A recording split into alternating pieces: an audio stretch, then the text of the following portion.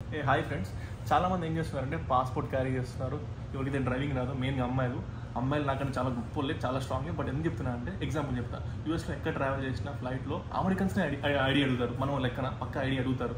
అలానే passport carry చేయకండి. ఇంకో ఎగ్జాంపుల్ చెప్తా. రీసెంట్గా ఫెడెక్స్ ఆఫీస్కి వెళ్ళాను నేను. ఫెడెక్స్ ఆఫీస్లో ఒక అమ్మాయి పార్సల్ రివర్స్ వచ్చింది. ఆ అమ్మాయి పార్సల్ పికప్ కోసం వస్తే ఐడి లేని పార్సల్ ఇవ్వలేదు.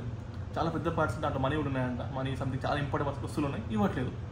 గైస్, సో అందుకే మీకు డ్రైవింగ్ ఇంపార్టెంట్. డ్రైవింగ్ రాకపోయినా లెర్నింగ్ లైసెన్స్ తీసుకోండి. మెయిన్గా అమ్మాయిలు, నా ఫ్రెండ్స్ చాలామంది అలా తప్పు చేశారు తీసుకోకుండా.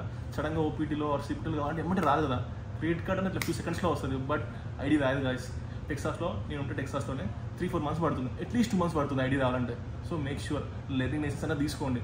ఫ్యూచర్లో మీకు వనికి వస్తుంది, మీకే వనికి వస్తుంది, తర్వాత హ్యాపీగా ఫీల్ అవుతారు ఐడి మీ దగ్గర ఉంటే.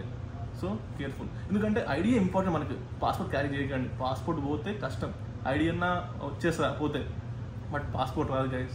తీసుకోండి. డ్రైవింగ్ తర్వాత ఫ్యూచర్లో మీకు హెల్ప్ అవుతుంది. ఒకవేళ లెర్నింగ్ లైసెన్స్ ఉంటే మీకు డ్రైవింగ్ చేసి ఇంట్రెస్ట్ అన్న వస్తుంది నేర్చుకోవడానికి. డ్రైవింగ్ లేకపోతే చాలా ఇబ్బంది పడతారు. So make sure ID carry చేయండి, పాస్పోర్ట్ క్యారీ చేయకండి.